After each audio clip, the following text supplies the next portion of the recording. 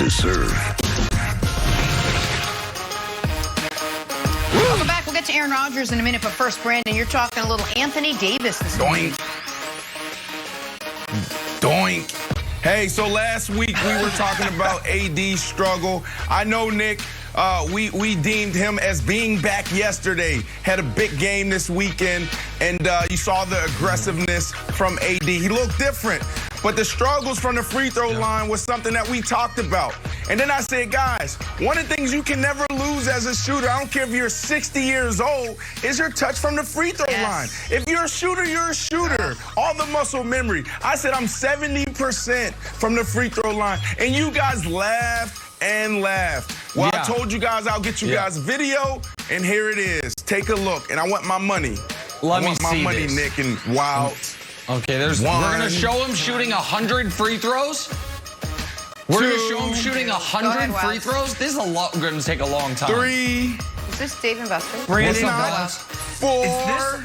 Is this the Look at this. same rim that you admitted is 5. not regulation 10 feet when people were dunking on it left-handed off of 2 feet on the run? These were It's just 10-2 like right now. the It's actually employees of higher. House of Athletes. It's actually higher. It's actually higher, higher too. now. Oh, then it's Why still, would you make it 10-2? It's 10-2.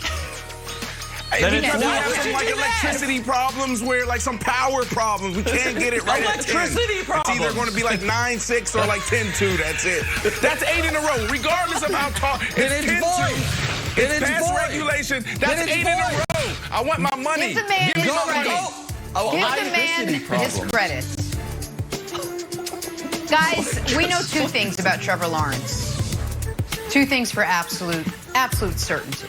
The kid can play football, and he never, ever has had a bad hair day.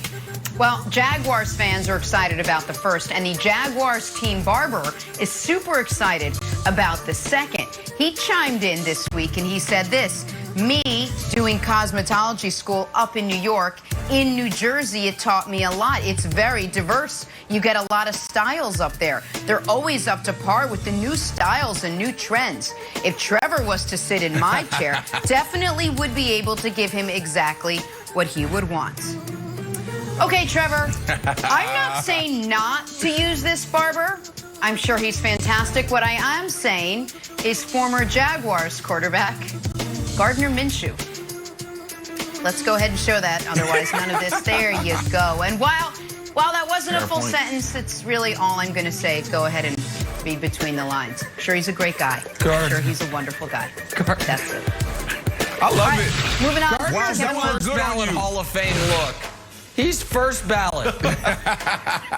Oh, down the stretch we come for the scoring title. Steph is at 31.9. Bradley Beal is at 31.4, but he's got a bum hamstring.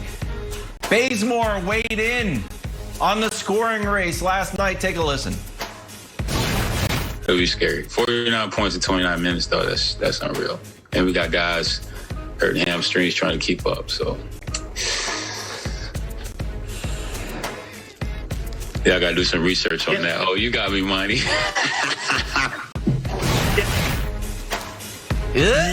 Not allowed to do that. Can't make fun of people's hamstrings.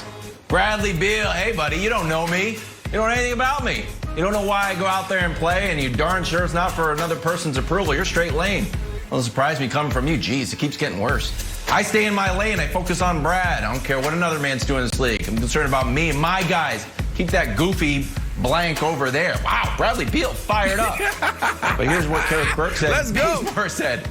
Bazemore said, not too worried about the Bradley Beal dust up. Said he's going to go home, love up his wife, watch Peaky Blinders, and go to bed. Little Peaky Blinders and 4 beds, all you need. Winner Bazemore. Drawing a blank now. According to the NFL Network, there is a, quote, real possibility that Aaron Rodgers is traded to the Denver Broncos, putting perhaps the top 2 quarterbacks on the planet in the same division. Brandon, if Rodgers does head to Denver, Patrick Mahomes should feel blank. In the wise words of Phillip Rivers, gosh darn it.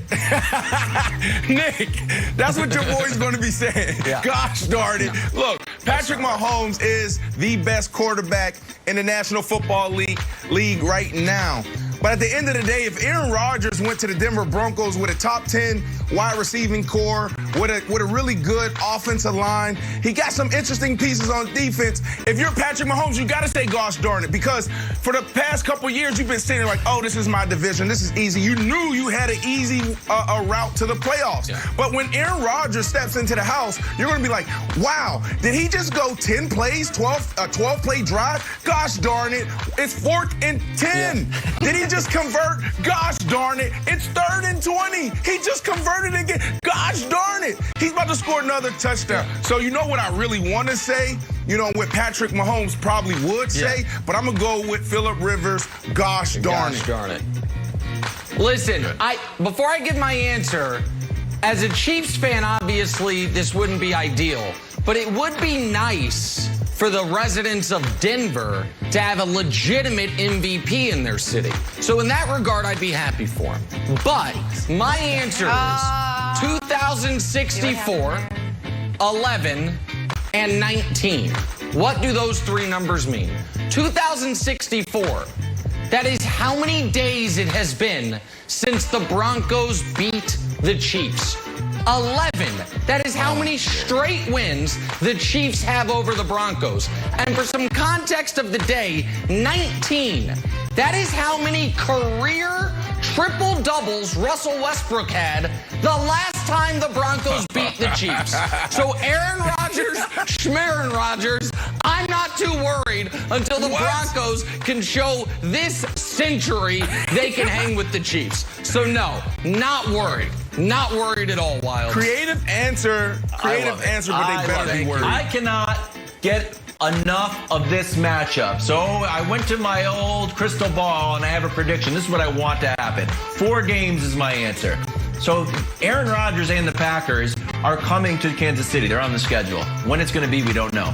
If it's early in the year, so you got Aaron Rodgers with Mahomes at Arrowhead, then trade him to Denver. Then you got 2 more games against Patrick Mahomes, and then play in the playoffs. So overall, we get 4 games. Whoa, ratings bonanza. That's what I want. 4 games, Mahomes and Rodgers. I like that. 4-0. Get a 15-game winning streak. Great. To the NBA, LeBron James got out and practiced yesterday, expected to return to the lineup tonight at the Garden against the Knicks. LeBron's only played 2 games since March 21st, out with that ankle injury, as the Lakers have been fighting to avoid the play-in. So, Brandon, LeBron's return should have Lakers fans feeling blank. Tentative, Jenna. That was never not going to not happen, right? Like, we knew LeBron James was going to come back. That wasn't the problem. The problem was AD. Now, Nick, you and I both said the brawl is back. The brow is back. You had the little sticky thing on your head yesterday. He played phenomenal. I don't know what you're talking about. We need to see him do it game after game after game. I think he will, because if you watch the game, you saw this dude just be aggressive. He didn't act like KD. No. That's not what AD did. He didn't stay out there, look pretty, and try to shoot threes. He got in the paint. He was aggressive. He was dominant. He made the right decisions, getting his other guys involved. But we need to see what AD is going to continue to do. So we knew that, but they should be happy but tentative at the same time. Brandon, with respect, I take all that commentary you just gave and I reject it on its face. Because I was told a week ago that, quote, the Lakers are a bad team. I was told just yesterday by Wilds, the Lakers should be scared of the play-in. So, listen, LeBron is basically the oldest player in the league. Rick Bucher told me on Speak, Rick Bucher said Father Time caught up to LeBron 2 years ago. So LeBron's return should have Laker fans feeling like they are, like underdogs. Listen, man, they're going to be the 7 seed probably. They obviously will be lucky to even make the actual playoffs, and when they do, they'll be heavy underdogs against either the Jazz or the Suns. So no. What? No. You've been riding this underdog wave for 3 weeks. He's an old injured man in Kawhi's city, America, don't listen who is just playing out the string. So listen, Wilds, maybe they get a game or two in round one. I don't know, but like underdogs, with or without LeBron, they're just underdogs, man. It's what it is. That's a fair point. You know, I think Lakers fans should be excited to watch the return of a great player get back on the court at Staples. Problem is, the player's Julius Randle. Oh, New York is back, baby. Remember Julius Randle? Remember you drafted him? And then LeBron showed up. He's like, you know what? I'm out of here. Well, look what he has blossomed into. Oh, more scoring, more rebounds, more assists. All of a sudden, he's like J.J. Redick out there from the three-point line. He shoots better from free throw. Oh, you miss him. You'll miss him when he's gone, and he's long gone now. New York gets a big win over LeBron minutes restriction James. The worst move LeBron James, the GM, has ever made. If you like that from Wilds, you'll really like this. Is Weird and Wonderful. D-backs hosting Marlins last night. Sandy Leone trying to get